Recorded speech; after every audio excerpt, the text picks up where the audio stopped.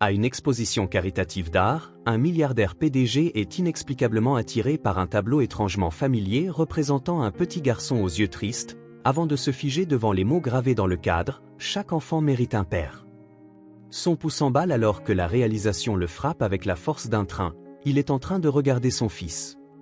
Avant de commencer l'histoire, n'oubliez pas de laisser un like et de vous abonner à la chaîne pour voir plus d'histoires comme celle-ci. La soirée avait tout d'une réception prévisible, le tintement des verres, des applaudissements polis, des sourires forcés entre des gens qui ne se souciaient pas tant de l'art que d'être vus en train de l'admirer. Damien Carlyle avait assisté à plus de ces événements qu'il ne pouvait en compter, se contentant habituellement de serrer quelques mains, de signer un chèque et de disparaître avant qu'on ne s'attende à ce qu'il feigne un intérêt pour un coup de pinceau. Ce soir ne faisait pas exception. Il faisait le tour, hochant la tête pendant des conversations sur les tendances des marchés et les fusions à venir, écoutant à moitié pendant que son assistante, Compagnie, complétait ce qu'il n'avait pas la patience d'entendre. Elle avait le don de maintenir les choses en mouvement, écartant subtilement les gens lorsqu'elle sentait qu'ils perdaient patience. Il la laissait faire son travail, sirotant son whisky et balayant la pièce du regard, évaluant le temps qu'il lui restait à tenir avant de pouvoir s'éclipser. Puis il le vit. Le tableau n'était pas particulièrement grand, ni exposé au centre de l'attention comme certaines pièces plus ostentatoires. Mais quelque chose en lui l'attirait, une force tranquille qui faisait s'estomper le brouhaha environnant. Il s'approcha, son verre oublié dans sa main, son indifférence habituelle se fissurant suffisamment pour laisser autre chose s'infiltrer. Un garçon, jeune, peut-être 9 ou 10 ans. Son port était immobile, les épaules droites mais alourdies. Son visage, bien que composé, portait quelque chose de pesant, non pas seulement de la tristesse, mais une sorte de conscience.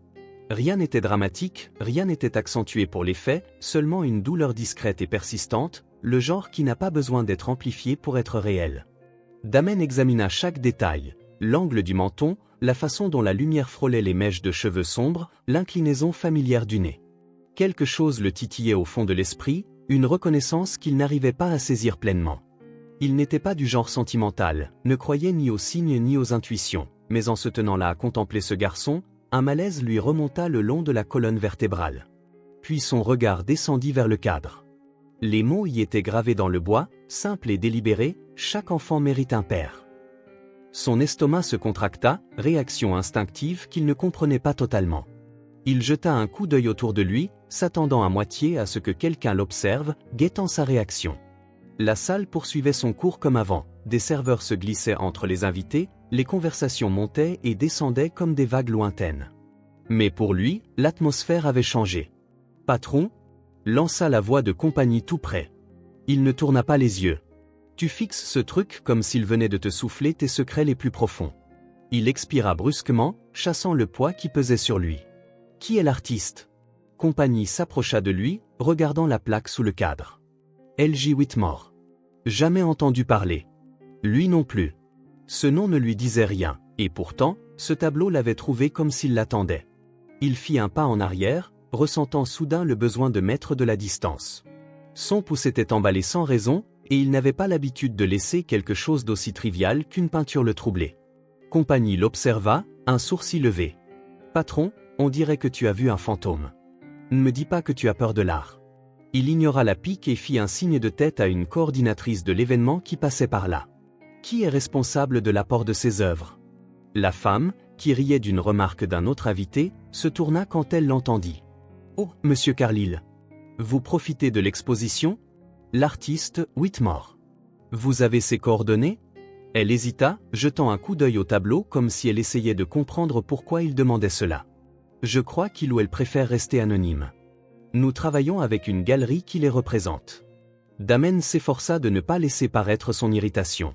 « Alors, donnez-moi les coordonnées de la galerie. » La femme hésita à nouveau mais finit par hocher la tête. « Je vais voir ce que je peux faire. » Compagnie esquissa un sourire en coin à côté de lui. « Regarde-toi, qui t'intéresse à autre chose que tes marges bénéficiaires.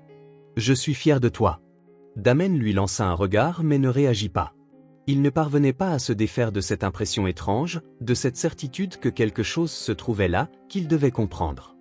Un autre invité l'aborda, l'entraînant dans une nouvelle conversation, mais ses pensées restaient rivées sur la peinture, le garçon, les mots gravés, et ce sentiment, malgré toute logique, que cela le concernait personnellement.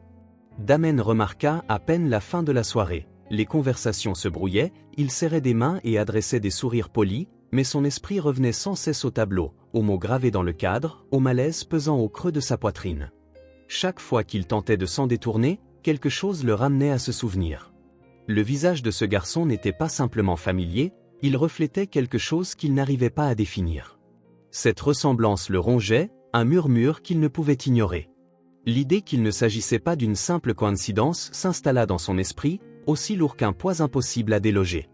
Lorsqu'il quitta l'événement en compagnie de Compagnie, dans l'air frais de la nuit, il sortit déjà son téléphone. « Tu vas vraiment le faire ?» fit Compagnie, marchant à ses côtés. Damen ne répondit pas.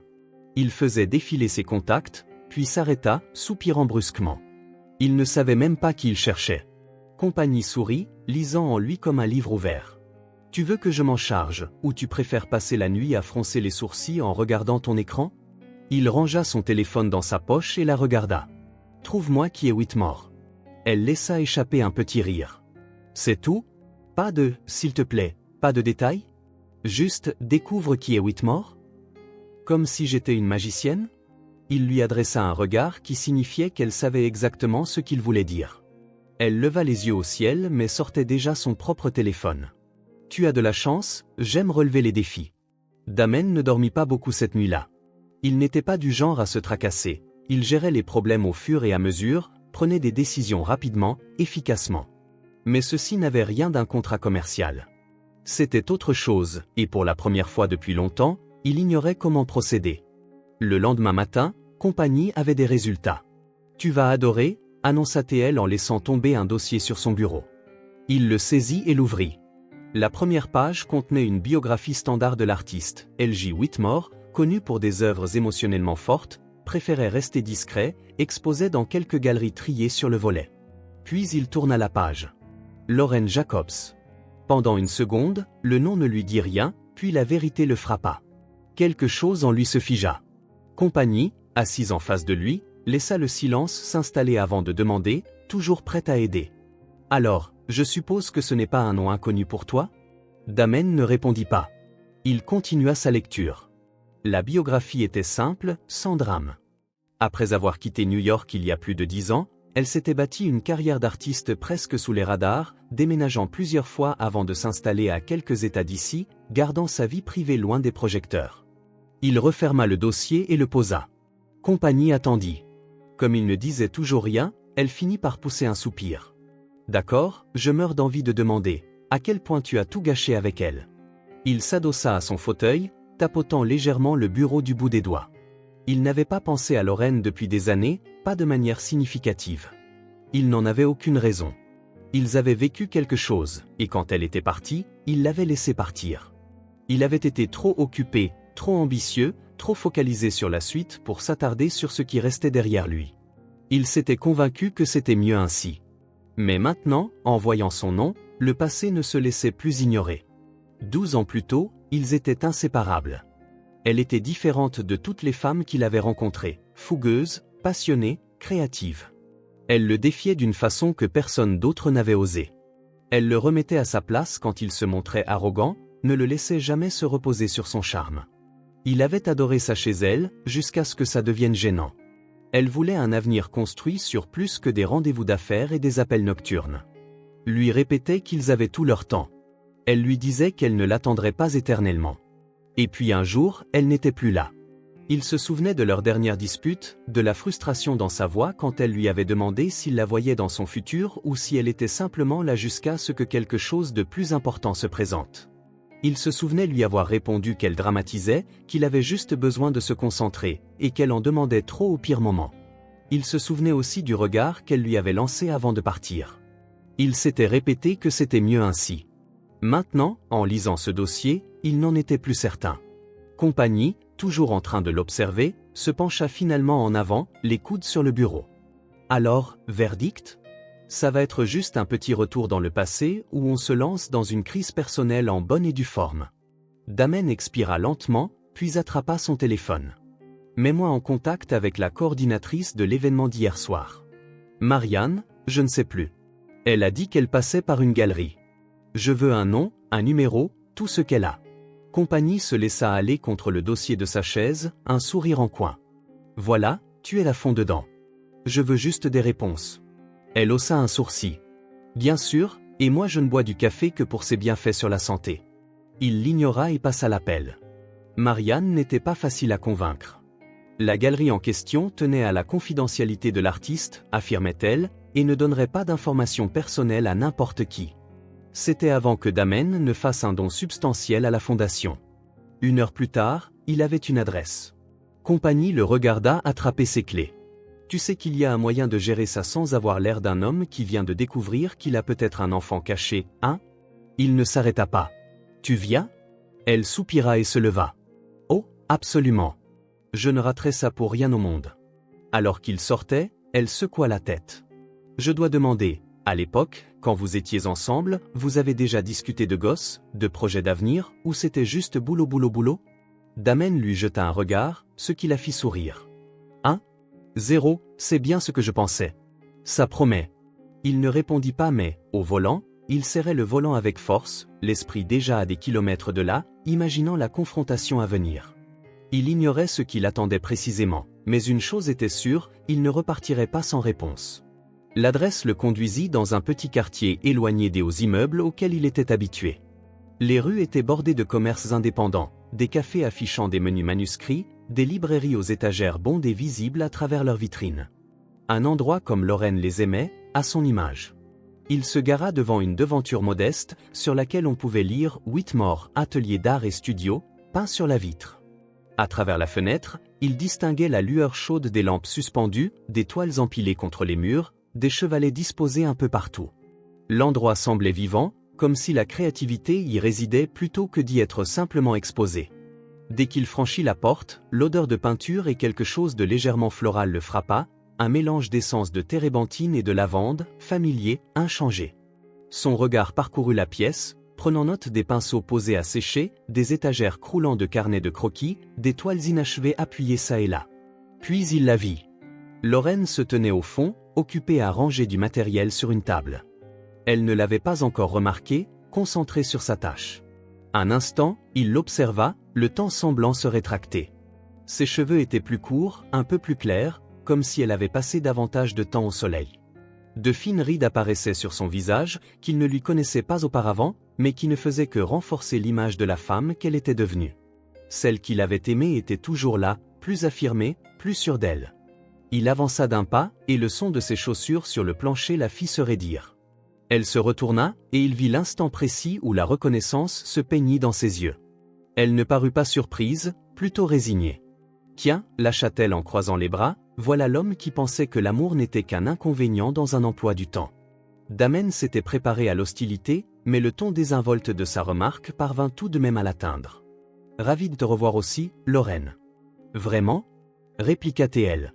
Parce que je parierais gros que tu n'as pas simplement décidé au hasard de t'intéresser aux ateliers d'art indépendants. Sa patience était déjà mise à rude épreuve, son objectif unique. Il s'approcha d'un pas. Le garçon du tableau, c'est mon fils? Elle se figea, l'espace d'une fraction de seconde, à peine perceptible, mais ce fut suffisant. Sa voix, lorsqu'elle parla, était égale, maîtrisée. Il s'appelle Jacques. Et non, Damen, il n'est pas ton problème. Cela aurait pu clore la discussion, un refus net, celui dont elle avait probablement l'habitude pour faire taire les curieux. Mais il ne s'agissait pas juste de mots. C'était la manière dont elle les prononçait, comme si elle se préparait à un choc. Elle voulait qu'il abandonne, qu'il reparte. Et cela ne fit que renforcer sa conviction. Il secoua lentement la tête. « Tu as hésité. » Elle laissa échapper un rire bref, sans joie. « Je n'ai pas hésité. »« Toi, oui, Damen. » Il a 10 ans, pas vrai? Le calcul est trop simple, trop parfait. 10 ans, soit autant d'années depuis ton départ. Dis-moi la vérité, Lorraine. La mâchoire de Lorraine se crispa. La vérité, c'est que tu n'as pas le droit de débarquer à l'improviste et de faire des exigences. Ça ne te concerne pas uniquement. S'il est de moi? Elle l'interrompit. Si tu ne le connais même pas, à qui la faute? La frustration teinta la voix de Damen malgré lui. Lorraine eut un éclair dans le regard. Tu crois avoir le droit d'être en colère? Tu avais toutes les occasions, à l'époque. J'ai attendu, j'ai essayé, et tu as montré très clairement où étaient tes priorités. Je ne savais pas. Exactement, lança-t-elle en serrant les dents, parce que tu ne t'es même pas soucié de demander. Et maintenant, soudainement, tu te sens concerné parce que tu as vu une peinture? Il avança d'un pas, abaissant la voix. J'ai le droit de savoir. Elle soutint son regard longtemps, puis finit par secouer la tête. Non, Damen. Tu n'en as pas le droit. Tu es parti. Tu n'as pas à revenir maintenant juste parce que, soudain, tu te sens coupable. Ce n'est pas de la culpabilité, dit-il. C'est un sens de la responsabilité. Lorraine poussa un soupir sarcastique. Maintenant, tu te soucies de la responsabilité? Elle le fixa, indéchiffrable. Une seconde, il crut qu'elle allait ajouter quelque chose. Puis elle recula. Je ne te laisserai pas bouleverser sa vie. Je veux juste le rencontrer. Non. Ce n'est pas ton choix à faire. Si, rétorqua-t-elle, la voix dure, parce que c'est moi qui l'ai élevé. J'étais là pour chaque genou écorché, chaque cauchemar, chaque événement à l'école. Pas toi. Et je ne te laisserai pas débarquer et le perturber parce que, tout à coup, tu penses Y intéressé. Les poings de Damen se contractèrent. Il s'était attendu à ce que ce soit difficile, mais l'entendre ainsi tout énoncé, cru et clair, rendait la chose plus lourde encore. Elle n'avait pas tort, il n'avait pas été là, il n'avait rien su. Mais cela ne signifiait pas qu'il n'avait pas le droit, maintenant, de vouloir être présent. Lorraine expira, posant sa main sur son front, comme pour chasser une migraine. Quand elle reprit la parole, sa voix était plus basse. « Damen, s'il te plaît, pars. » Il ne bougea pas, laissant le silence peser entre eux. Puis, enfin, il dit. « Ce n'est pas fini. » Un muscle remua dans sa mâchoire, mais elle ne répondit pas. Elle tourna les talons et s'éloigna, disparaissant dans l'arrière de l'atelier. Damen resta un moment, digérant tout cela. Jacques. Son fils. Compagnie avait vu juste sur un point, ce n'était pas un simple retour nostalgique. C'était réel. Et il ne partirait pas sans se battre. Damen ne cessa de ressasser leur conversation depuis qu'il avait quitté l'atelier. Il repassa chaque mot, chaque pic, chaque instant où elle l'avait rejeté. Une part rationnelle en lui comprenait parfaitement la colère de Lorraine, sa volonté de protéger Jacques. Mais cela n'enlevait rien au fait que Jacques était son fils et qu'il n'allait pas disparaître simplement parce que Lorraine le voulait. Durant tout le trajet en voiture, Compagnie lui avait donné sa version d'un « discours d'encouragement », fait de pics sarcastiques sur le fait qu'il ne fallait pas forcer les choses. « Tu ne peux pas forcer ton entrée dans cette histoire, patron. Les gosses ne sont pas des actionnaires. Si tu veux une relation avec lui, ça doit venir de lui, pas de toi. » Il l'avait à moitié ignorée, trop frustré pour admettre qu'elle visait juste. Et plus les jours passaient sans nouvelles de Lorraine, plus son avertissement faisait écho. Il pouvait insister, exiger, mais ça ne servirait à rien si Jacques ne voulait pas de lui dans sa vie. Il ignorait juste comment parvenir à se faire accepter. La réponse lui tomba dessus plus vite qu'il ne s'y attendait. C'était un après-midi ordinaire, le genre où il aurait dû être à son bureau, enchaînant réunion sur réunion. À la place, il avait fait une pause pour prendre un café dans un petit établissement près de son immeuble. Il consultait ses mails sur son téléphone, déjà concentré sur sa prochaine démarche, quand quelque chose ou plutôt quelqu'un le percuta, assez brutalement pour le faire reculer d'un pas. Un liquide glacé s'étala sur sa chemise et il baissa les yeux, constatant la tache de jus qui commençait à se propager sur son costume. « Super », grogna une voix, « un truc de plus qui va fâcher ma mère. » Damen ne vit pas d'abord la salissure. Son attention se fixa sur le garçon devant lui, qui le regardait d'un air mi-exaspéré, mi-fataliste. Cheveux foncés, très marqués, une expression à la fois blasée et résignée. Il fallut une seconde à Damen pour retrouver l'usage de sa voix. « Ce n'est rien de grave. » Le garçon poussa un soupir, jetant sa bouteille de jus vide dans une poubelle. « Va dire ça à ma mère. Elle dit que je salis tous mes vêtements. Là, c'est pas même pas les miens, donc je suis fichu. » Damen aurait dû répondre quelque chose, mais il était incapable de parler. Il se tenait là, constatant l'incroyable tournure du destin qui venait de placer Jacques juste devant lui, son fils, lequel n'avait pas la moindre idée de qui il était. Si Damen avait su que c'était ainsi qu'ils allaient se rencontrer, il aurait préparé quelque chose à dire. Mais il n'avait rien, hormis la conscience brute de ce qui se passait. Jacques, ignorant tout de son bouleversement intérieur, haussa les épaules. « Bon, j'ai plus qu'à profiter de mes dernières minutes de liberté avant que ma mère me tombe dessus. » Jacques coupa soudain une voix, nette et pressante. Damen eut à peine le temps de réagir avant de voir Lorraine arriver. Son expression passa du soulagement à l'horreur en le reconnaissant. Jacques, intrigué, regarda tour à tour sa mère et Damen. « Maman, Pourquoi on dirait que tu vas tuer ce type? Lorraine ne répondit pas. Elle saisit le bras de Jacques, un peu trop fermement, les épaules crispées. Il faut qu'on y aille. Damen fit un pas vers elle avant de pouvoir se retenir. Lorraine? Elle l'interrompit, sans même lui adresser un regard. Pas ici. Jacques, confus, les dévisagea. Attends, vous vous connaissez? Damen croisa le regard de Lorraine pour la première fois depuis son arrivée. Elle avait l'air paniquée, mais surtout, elle semblait résignée. Des années passées à éviter ce moment venaient d'être réduites à néant. Elle hésita, l'espace d'un instant, mais ce fut suffisant. Jacques plissa les yeux, essayant de comprendre. Lorraine serra davantage son bras. On y va. Jacques ronchonna mais la laissa l'entraîner, en continuant de jeter des coups d'œil en arrière, comme s'il attendait une explication qu'il n'obtenait pas. Damen ne les retint pas. Il les observa s'éloigner dans la rue, l'esprit en ébullition, le cœur battant à tout rompre d'une façon inconnue. Il avait rencontré son fils. Jacques ne le savait pas encore, mais la barrière que Lorraine avait érigée pendant toutes ces années venait de voler en éclats. Damen passa les jours suivants à réfléchir à sa prochaine démarche. Il avait rencontré Jacques par pur hasard, mais c'était arrivé. Impossible de revenir en arrière. Au vu de la réaction de Lorraine, tout indiquait qu'elle essaierait encore de lui cacher la vérité. Mais Jacques n'était plus un bébé, il était en âge de se poser des questions. S'il y avait bien une chose que Damen avait apprise en affaires, c'est qu'une fois la graine du doute plantée, elle ne disparaissait pas. Jacques commencerait à poser des questions, et lorsque ce moment viendrait, Damen comptait être présent. La première étape consistait à mesurer l'ampleur de ce qui l'attendait. Ce n'était pas seulement à cause de ce qui s'était passé avec Lorraine. Il y avait un autre paramètre, quelqu'un d'autre. Et il n'avait pas eu besoin de creuser bien longtemps pour trouver le nom de Daniel Carter. Damen le vit apparaître dans les registres de l'école, dans d'anciens articles de presse sur des événements caritatifs locaux, sur des photos de l'équipe de foot de Jacques, avec l'entraîneur Carter sur la ligne de touche. Plus il en découvrait, plus il sentait monter une rancéure. Daniel n'était pas qu'un ami. Il avait été là pour Jacques, de toutes les manières dont Damen ne l'avait pas été. C'était lui qui s'était montré présent, sur qui Jacques comptait, probablement celui que Jacques considérait comme un père. En réalisant cela, Damen serra la mâchoire. Il savait qu'il n'avait pas à être en colère contre Jacques ou Lorraine. Mais il ne pouvait nier ce qu'il ressentait. Compagnie, après l'avoir observé ruminer toute une après-midi, posa ses pieds sur le bureau et lui lança une balle anti-stress. Bon, allez, le taciturne, on va faire un bilan. Tu réagis comme un mec qui vient de découvrir que son ex s'est remarié. Je te rappelle quand même que ce n'est pas le cas. Ce n'est pas à propos de toi, ici. Il attrapa la balle et la pressa, la jeta vers elle. Je n'ai jamais dit que ça l'était. Ouais, répondit-elle, pas convaincue.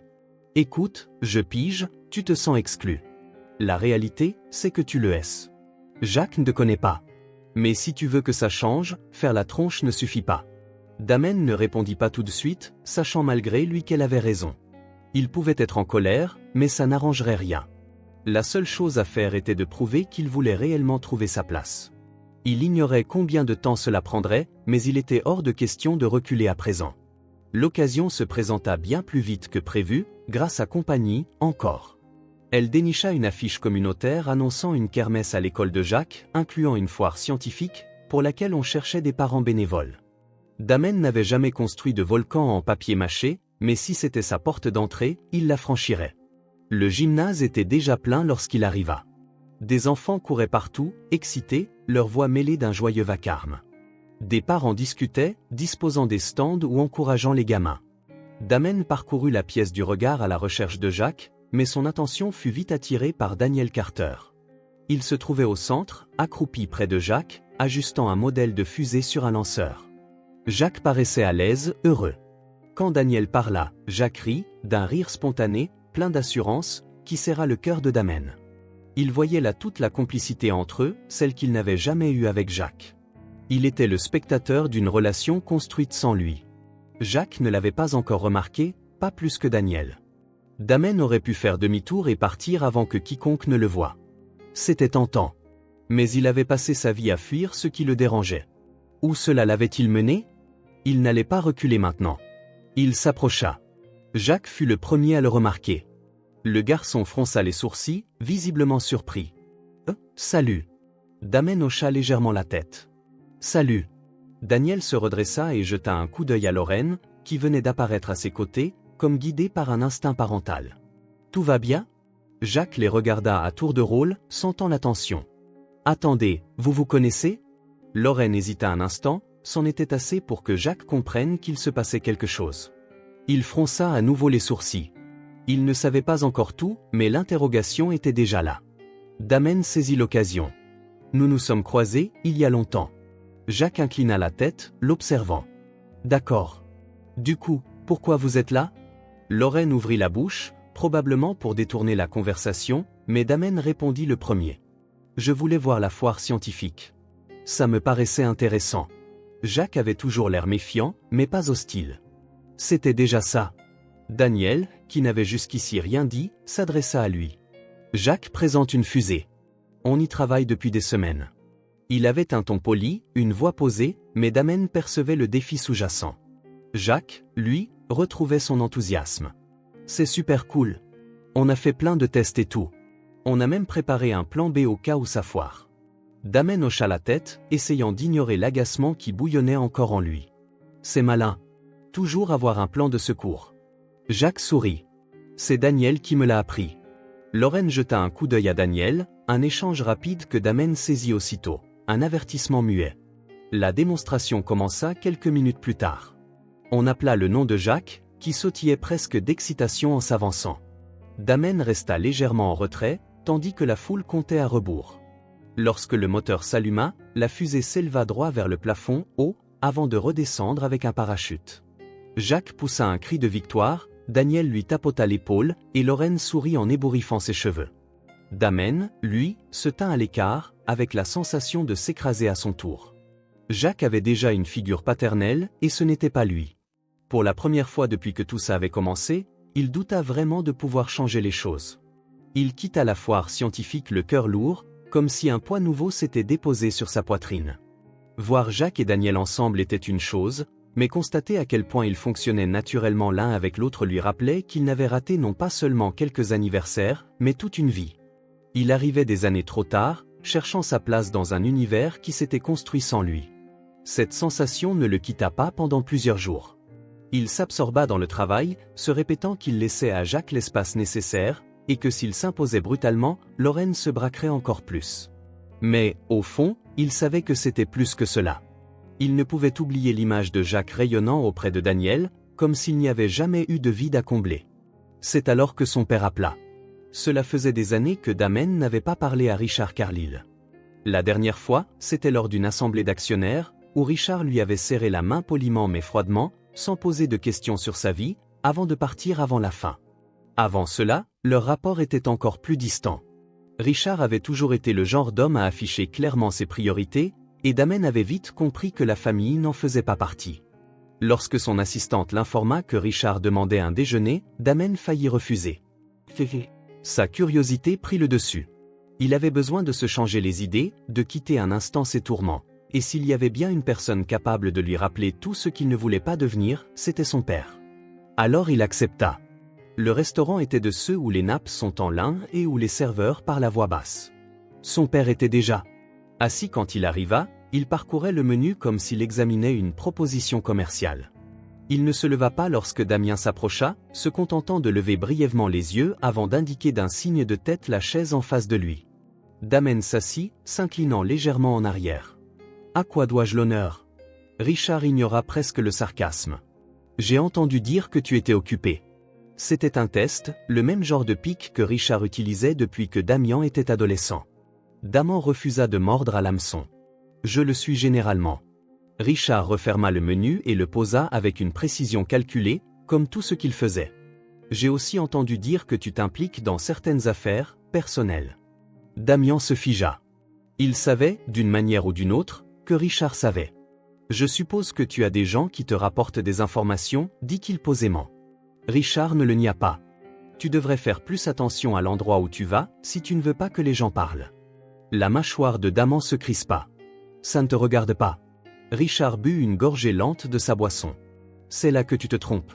Tu es mon affaire, que ça te plaise ou non. » La tension entre eux s'étira, silencieuse mais toujours présente. Finalement, Richard se pencha en avant, joignant ses mains soigneusement sur la table. « Alors, ce garçon » Damien ne répondit pas. Richard continua malgré tout. Tu penses être différent de moi, pas vrai? Que c'est ton moment pour réécrire l'histoire, pour devenir l'homme que je n'ai pas été. Damon serra son verre. C'est le but. Richard acquiesça lentement, d'un air entendu. Et pourtant, te voilà, en train de déjeuner avec moi au lieu d'être là où tu penses devoir être. Damon expira par le nez, s'obligeant au calme. Je ne partirai pas. Les lèvres de Richard tressaillirent, presque amusées. Tu partiras. Ces mots tombèrent comme un coup, même si Damon s'y était préparé toute sa vie. Richard attrapa son verre et l'inclina légèrement en l'étudiant. Le truc avec des hommes comme nous, c'est qu'on est fait pour une chose. On bâtit, on conquiert, on gagne. Mais les relations, la famille, on n'a jamais été conçu pour ça. Damon resta silencieux. Richard le désigna de son verre. Je te donne 6 mois, peut-être 1 an. Ensuite tu seras fatigué. Tu te rendras compte que tu ne peux pas te partager entre 2 mondes, et tu feras exactement ce que j'ai fait. Damon garda la voix égale. Et qu'est-ce que tu as fait? Richard reposa son verre. Tu partiras. Les mots résonnèrent longtemps dans sa tête après la fin de la conversation. Damon quitta le restaurant sans finir son repas, les poings serrés. Il avait passé des années à essayer d'être tout sauf son père. Chaque décision, chaque pas dans sa carrière, avait été un effort délibéré pour prouver qu'il n'était pas Richard Carril. Mais si son père avait raison? Et s'il n'était pas fait pour ça? Il ne se souvenait pratiquement pas du trajet jusqu'à son bureau. Il entra, se laissa tomber sur sa chaise et resta là à fixer son bureau. Compagnie dut remarquer son état, car elle s'installa aussitôt sur la chaise en face de lui, mâchant un chewing-gum avant de demander. Alors, qu'est-ce qui s'est passé? Damon expira lentement, les mains jointes sous son menton. Mon père s'est passé. Compagnie haussa un sourcil. Ah, donc crise existentielle? Il ne répondit pas. Elle l'observa un instant, puis inclina la tête.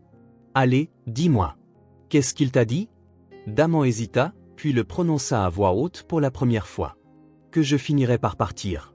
Que je me lasserais d'essayer et que je m'en irais, tout comme lui. Compagnie le scruta, mâchant son chewing-gum, puis se pencha, les bras sur le bureau. Et toi? La question le toucha plus que les paroles de son père. Elle haussa les épaules. Je veux dire, c'est pas si fou de demander. Tout ce délire de papa, c'est nouveau pour toi. Et soyons honnêtes, tu ne fais que les choses dont tu es sûr de sortir gagnant. Mais là, il n'y a pas de victoire, pas de ligne d'arrivée, pas de garantie. Alors, tu vas rester, même si c'est dur? Damon ne répondit pas. Compagnie secoua la tête en se levant. Tu sais quoi? Je pense que tu as besoin d'un retour à la réalité. Et, par chance, je suis à peu près sûr que Lorraine sera ravie de t'en offrir un. Elle avait raison. Plus tard dans la soirée, Damon se retrouva devant la maison de Lorraine, les mains dans les poches, la mâchoire serrée. Il ne savait pas vraiment quoi dire, seulement qu'il devait la voir. Quand elle ouvrit la porte, son expression passa de l'agacement à la frustration totale. Non. Damon haussa un sourcil. Je n'ai même pas parlé. Pas besoin. Je le vois sur ton visage. Tu paniques. Il soupira, passant une main dans ses cheveux. Lorraine? Non, coupa-t-elle en croisant les bras. Tu ne peux pas disparaître pendant des jours, revenir l'air totalement démoli, et attendre de moi que je te réconforte. Soit tu dis ce que tu as à dire, soit tu pars. Il hésita, puis finalement, les mots sortirent. Et si je finissais comme lui? Elle cligna des yeux. Comme qui? Il soutint son regard. Mon père. Lorraine resta silencieuse un long moment, puis elle sortit sur le pas de la porte et la referma derrière elle. Eh bien, ne le deviens pas. Il laissa échapper un long soupir. Lorraine inclina légèrement la tête. Tu as peur, je comprends. Mais Jacques n'a pas besoin de perfection. Il n'a pas besoin que tu aies toutes les réponses. Il a juste besoin que tu restes. Damien déglutit. Il avait passé sa vie à vouloir prouver qu'il n'était pas son père, mais peut-être que la vraie preuve ne se trouverait pas dans ses paroles, mais dans ce qu'il ferait ensuite. Damon avait essayé d'être patient, de laisser de l'espace à Jacques, de ne pas trop forcer. C'était un processus lent et frustrant. Juste au moment où il pensait progresser ne serait-ce qu'un peu, tout bascula en un instant. Daniel Carter s'en était allé. La nouvelle tomba comme un coup de poing. Une crise cardiaque soudaine, totalement imprévisible. Une minute, il était là, à entraîner Jacques à son entraînement de foot, à rire avec les autres parents. La suivante, il s'effondrait au sol, entouré de secouristes impuissants.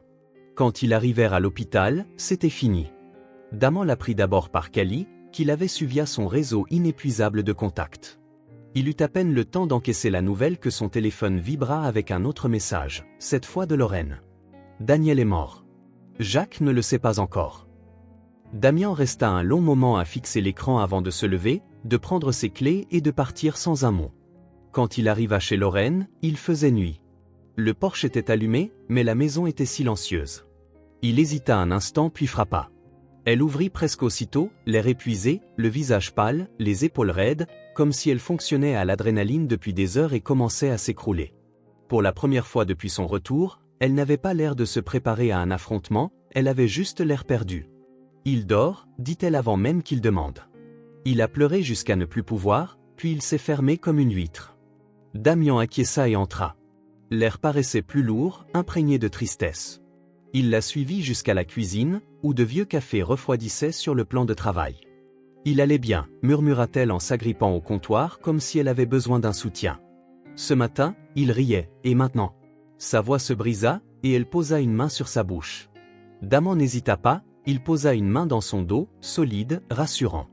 Elle se raidit d'abord, puis expira doucement. « Je ne sais pas comment l'aider », avoua-t-elle. Jacques n'a jamais perdu personne. Pas comme ça.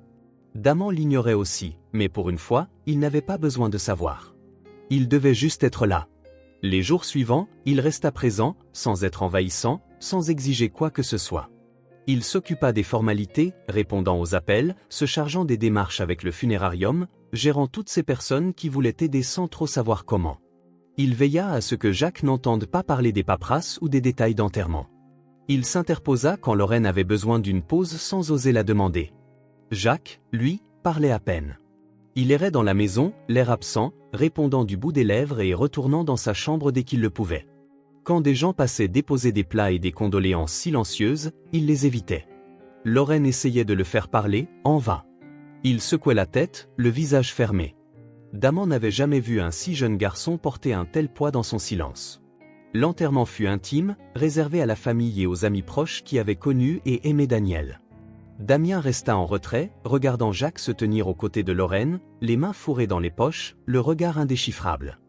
Il ne pleura pas, ne cligna presque pas des yeux, se contenta de regarder le sol pendant que les gens rendaient hommage à l'homme qu'il avait élevé en l'absence de Damien. Après la cérémonie, les gens traînèrent un peu pour apporter leur soutien. Jacques ne resta pas. Dès qu'il le put, il s'éloigna de la foule et alla s'asseoir sur le capot de la voiture de Lorraine, fixant le vide. Damien hésita, puis s'avança vers lui. Jacques ne leva pas la tête, ne bougea pas, ne dit rien. Damien s'appuya contre la voiture, bras croisés. Ils restèrent un moment sans parler, avant que Jacques finisse par murmurer. « Je n'ai pas besoin de toi. » Les mots étaient calmes, mais faisaient mal malgré tout. Damien prit une lente inspiration et les laissa flotter. « Tu n'es là que parce qu'il est mort, » marmonna Jacques. Damien ne protesta pas, ne lui dit pas qu'il se trompait, ne chercha pas à tout réparer. Il resta juste. Jacques n'ajouta rien. Finalement, Lorraine vint et posa une main sur les cheveux de Jacques avant de l'emmener vers la voiture. Damien les regarda partir, le cœur encore plus lourd. Dans les jours qui suivirent, rien ne s'arrangea vraiment. Jacques se renferma davantage, parlant à peine, évoluant comme un automate. Lorraine faisait tout son possible, mais elle aussi semblait désorientée. Damien ne força pas, il resta. Un après-midi, quelques semaines après les funérailles, il trouva Jacques assis à la table de la cuisine, fixant un devoir non commencé. Il n'avait même pas touché à son crayon. Damien tira une chaise et s'assit en face de lui. « Tu veux un coup de main ?» Jacques ne répondit pas. Damien jeta un coup d'œil à la feuille. Des exercices de maths, plutôt basiques. « J'étais mauvais à ça à ton âge, avoua-t-il. J'aurais peut-être mieux réussi en me concentrant un peu. » Jacques ne réagit pas, mais au moins, il ne partit pas. C'était déjà quelque chose. « Tu sais, » reprit Damien, « j'ai un jeu d'échecs chez moi. Ça fait un bail que je ne l'ai pas utilisé, mais je l'ai toujours. » Jacques cligna des yeux, fronçant légèrement les sourcils. « Tu joues aux échecs ?»« Je jouais, avant. Je ne suis pas sûr de me rappeler de tout. » Jacques resta silencieux une seconde. Daniel était fort aux échecs. « Je parie que oui. » Jacques tapota son crayon sur la table, puis soupira. « Je vais te battre. » Damien esquissa un léger sourire. « On verra bien. » Ce n'était pas grand-chose, mais c'était un début. Une semaine plus tard, Damien était là pour le dîner.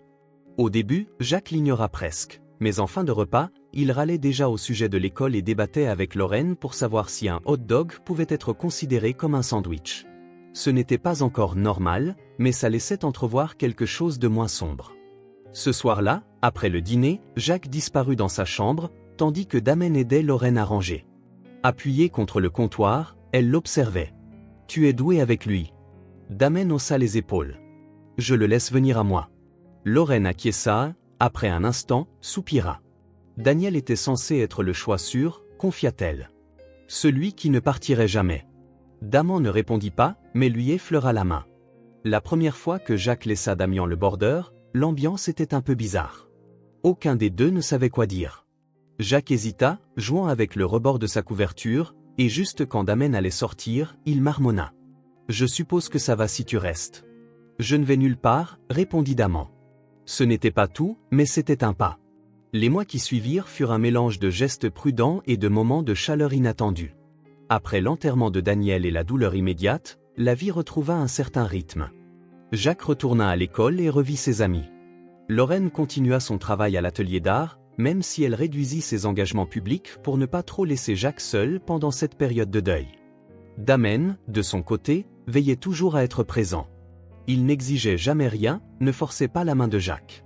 Mais il était là pour chaque réunion de parents, chaque sortie du week-end à laquelle Lorraine l'invitait prudemment. Chaque fois que Jacques avait besoin d'une voiture pour aller quelque part, quand Lorraine était trop débordée par le studio. Petit à petit, les barrières commencèrent à tomber.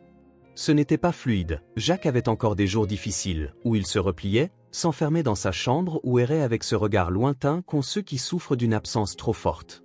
D'abord, Daman craignait d'être une intrusion, de rappeler à Jacques qu'il n'était pas Daniel. Mais au fil du temps, Jacques initia lui-même de petits rapprochements. Un soir, Daman le surprit à fouiller un placard à la recherche d'un jeu de société. Jacques lui jeta un coup d'œil et demanda s'il pouvait l'aider à retrouver des pièces manquantes d'un vieux puzzle qu'il faisait autrefois avec Daniel. C'était un geste anodin, mais lourd de sens. Daman laissa tout tomber et passa l'heure suivante à chercher des bouts de puzzle sous les meubles. Ils s'installèrent par terre, les récupérant un à un. Quand ils eurent fini, Jacques haussa les épaules et posa le puzzle, disant qu'il le ferait peut-être plus tard. Ça ne payait pas de mine, mais ça sonnait comme un merci silencieux. Lorraine aussi faisait son deuil à sa manière. La culpabilité qu'elle ressentait de s'être reposée sur Daniel pour remplir le vide que Daman avait laissé ne s'envolait pas du jour au lendemain. Mais elle commença à partager davantage de souvenirs, tant sur les moments heureux passés avec Daniel que sur la complexité de la rupture entre elle et Damian. Elle raconta ce que c'était que d'élever Jacques avec l'aide de Daniel, comment elle ne l'avait jamais planifié, comment la vie lui avait imposé un chemin qu'elle n'avait pas anticipé. Daman écoutait sans juger, sans jamais chercher à affirmer qu'il aurait dû ou pu modifier le passé. Il savait qu'il ne le pouvait pas. Ce qui importait, c'était le présent. Et il était déterminé à montrer qu'il était à sa place, qu'il ne partirait pas dès que la situation deviendrait inconfortable. Peu à peu, Jacques l'invita à partager de petits moments. Un projet à finir, un film le soir dans le salon. Il y avait toujours de la prudence dans son attitude, comme s'il testait la solidité de Daman, prêt à le voir repartir au moindre signe. Mais chaque fois, Daman mettait son téléphone en sourdine, fermait son ordinateur, et restait jusqu'à ce que Jacques se lasse. Il apprenait la patience, à laisser Jacques ouvrir les portes au lieu de les enfoncer. Lorraine observait ces moments depuis le seuil, à la fois soulagée et encore un peu triste. Daniel lui manquait chaque jour, mais elle comprenait aussi l'importance de laisser Jacques trouver du réconfort auprès de quelqu'un d'autre. Un soir, Daman resta dîner. Après, Jacques se retira dans sa chambre pour discuter en ligne à propos d'un tournoi de jeux vidéo, laissant Damen et Lorraine nettoyer la cuisine. Le silence entre eux n'était plus tendu, il était devenu apaisant. Ils se dirigèrent ensuite vers le porche, attirés par la fraîcheur du soir et le bruit lointain des cigales. Lorraine apporta 2 verres de thé glacé et s'installa sur le vieux rocking chair que Daniel avait déniché des années plus tôt dans un vide-grenier. Daman s'appuya contre la rambarde, regardant la rue calme, les ombres douces projetées sur les planches de bois par la lumière du porche. Au bout d'un moment, Lorraine rompit le silence en se remémorant certaines habitudes excentriques de Daniel, sa manie de collectionner des chutes de bois au cas où il voudrait fabriquer quelque chose, ou le jour où il avait insisté pour apprendre à Jacques à faire du pain, alors qu'ils détestaient tous les deux patienter pour la levée de la pâte. Daman l'écouta, réagissant parfois par un rire discret quand elle décrivait une scène qu'il avait clairement mise à bout de nerfs. La discussion dériva, et bientôt ils parlèrent du passé comme jamais auparavant, de la version d'eux-mêmes avant que l'ambition de Daman ne prenne toute la place, avant que Lorraine ne parte pour chercher sa propre voie. Ils évoquèrent ces nuits passées dans un petit appartement à se chamailler pour la vaisselle, ou ces week-ends où ils prenaient la voiture pour découvrir une galerie d'art dans une bourgade inconnue. Lorraine avoua avoir passé des années à lui en vouloir de l'avoir contrainte à partir, de lui avoir fait sentir que son amour viendrait toujours après ses deals et ses contrats. Daman, lui, reconnut s'être persuadé que c'était mieux ainsi, qu'au nom du succès, il pouvait tout sacrifier, y compris eux. Quand ils eurent fini, la glace avait fondu dans leurs verres, mais aucun ne semblait vouloir quitter le porche. Un silence complice tomba, rythmé par la nuit, les insectes et quelques lueurs de lucioles. Finalement, Lorraine murmura qu'elle l'avait détesté pendant des années, mais qu'en le voyant à présent, elle se demandait si rester à l'époque aurait été la pire décision, si, finalement, il n'aurait pas pu fonctionner sans que Daman ne sache qui il voulait vraiment être. Daman mit un moment à assimiler la portée de ces mots. Quand il la regarda, son cœur se mit à battre à tout rompre, différent de l'époque où tout était embrouillé par le doute et le timing. Cette fois, c'était quelque chose de solide, de vrai. Il lui demanda s'ils avaient une chance aujourd'hui, s'ils pouvaient construire quelque chose de plus fort, qui ne s'effondrerait pas sous le poids de son ambition ou des doutes de Lorraine. Elle ne répondit pas. Elle se leva de son rocking chair, fit un pas vers lui et posa ses lèvres sur les siennes, un baiser doux, hésitant mais plein de questions. Ils prirent leur temps, comme s'ils avaient besoin de ce moment pour s'assurer que leur évolution était sincère. Quand ce fut fini, elle murmura de ne pas la faire regretter ce choix. Il promit qu'il ne le ferait pas. Il serait peut-être resté là toute la nuit, mais Jacques choisit ce moment pour apparaître à la porte, disant que la connexion Internet avait coupé et qu'il avait besoin d'aide pour redémarrer le routeur. Il s'arrêta en voyant la scène, le regard allant de l'un à l'autre, sans trop savoir comment réagir. Daman lui adressa un léger sourire, puis chercha du regard l'aval de Lorraine avant de le suivre à l'intérieur. Il bidouilla câble et modem jusqu'à ce que la connexion revienne. Jacques marmonna un merci, puis demanda à Daman s'il voulait faire une partie du jeu dont il parlait en ligne. C'était une petite invitation, mais qui montrait que, lentement, Jacques s'habituait à l'idée que Daman n'allait pas s'évanouir dans la nature. Évidemment, il accepta. Plus tard, ils se retrouvèrent tous les trois dans le salon, un film en fond. Jacques s'endormit à moitié, la tête contre le canapé. Lorraine et Daman se tournèrent l'un vers l'autre avec un léger sourire. Daman posa doucement une couverture sur Jacques pour ne pas le réveiller, puis s'installa près de Lorraine, leurs épaules presque collées, profitant de la quiétude qui émanait de ce foyer un peu reconstruit. Il savait que tout n'était pas parfait, qu'il y aurait encore des disputes et des blessures persistantes. Mais pour la première fois, ils semblaient avancer dans la même direction au lieu de se disputer la place. C'était leur seconde chance, née d'une perte et de larmes, mais aussi de courage et de la décision de rester quand il aurait été plus facile de fuir. Assis là, le crépitement du feu en fond, Daman songea à la différence qu'aurait eu sa vie s'il avait appris ses leçons plus tôt, s'il avait compris ce qui comptait vraiment. Mais il était inutile de ressasser le passé. L'important, c'était le présent, eux trois, ensemble, reconstruisant quelque chose à partir des morceaux brisés. Lorsque Lorraine posa finalement sa tête contre son épaule, il ferma les yeux un instant, reconnaissant pour la paix qui régnait, reconnaissant de se sentir à sa place, reconnaissant d'avoir la possibilité de prouver qu'il resterait. Les mois suivants ne furent pas parfaits, mais ils furent vrais. La vie prit un nouveau rythme, rassurant et stable. Le chagrin de Jacques s'adoucit, il le portait encore, mais sans en être écrasé. Il évoquait Daniel plus librement, glissant des anecdotes dans ses conversations comme s'il voulait partager avec eux quelque chose d'important plutôt que de douloureux. Lorraine l'encourageait, veillant à ce qu'ils comprennent que ce souvenir n'équivalait pas à oublier. Damian ne chercha jamais à se comparer à l'homme qui avait occupé sa place. Il écoutait, posait des questions, laissait Jacques guider leurs échanges sur ce qu'il voulait préserver de Daniel. Jacques avait changé. Mais Daman aussi. L'homme qui avait jadis tout sacrifié à son travail décalait à présent ses réunions pour assister aux événements scolaires et finissait ses emails tard le soir, car il avait passé la soirée à jouer à des jeux de société ou à regarder des films idiots avec Lorraine et Jacques. Le plus étonnant, c'était à quel point cela lui paraissait naturel et non pas un renoncement. Il n'avait jamais imaginé la paternité ainsi, pas balisée de grandes étapes prévisibles, mais plutôt faite de moments discrets, d'actes quotidiens pour rester présent. Jacques, de son côté, arrêta progressivement de traiter Daman comme un intrus. Au début, c'était presque imperceptible. Il lui demandait d'aller chercher un truc dans le frigo pendant un film, ou supposait qu'il serait là pour ses matchs de foot sans même demander. Mais bientôt, il y eut des moments plus frappants, comme lorsqu'il vint vers lui pour un devoir qu'il devait finir, au lieu de s'adresser directement à Lorraine. « Tu es occupé ?»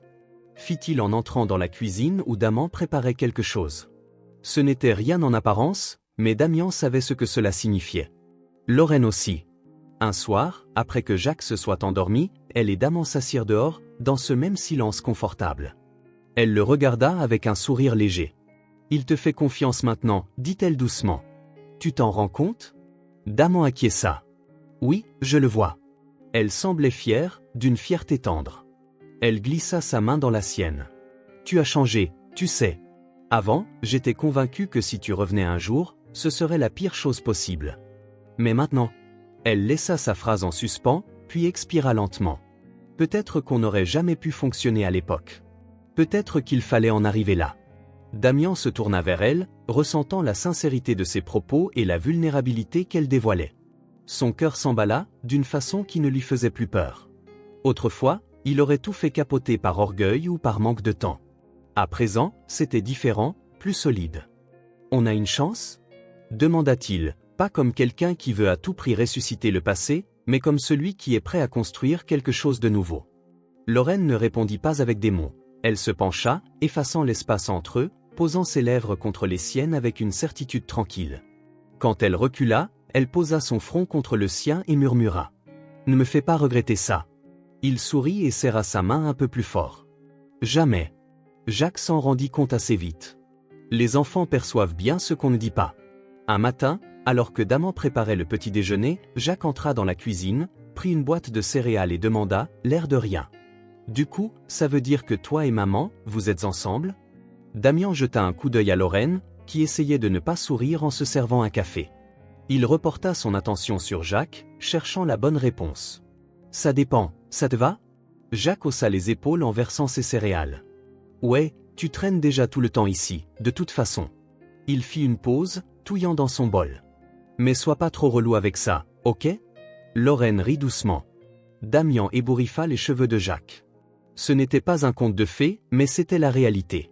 Ils avaient traversé des épreuves, perdu des morceaux d'eux-mêmes en route, commis des erreurs irréparables. Mais au final, ce qui importait, ce n'était pas les années ratées, mais la décision de revenir et de rester. Quelques semaines plus tard, ils étaient tous les trois dans le salon, devant la cheminée, avec les restes du dîner encore sur la table basse. Jacques était allongé par terre, le nez dans un livre, écoutant vaguement la conversation entre Daman et Lorraine. C'était une de ces soirées simples qui n'ont besoin d'aucune raison particulière pour être belles. Jacques bâilla, se frotta les yeux et finit par se relever.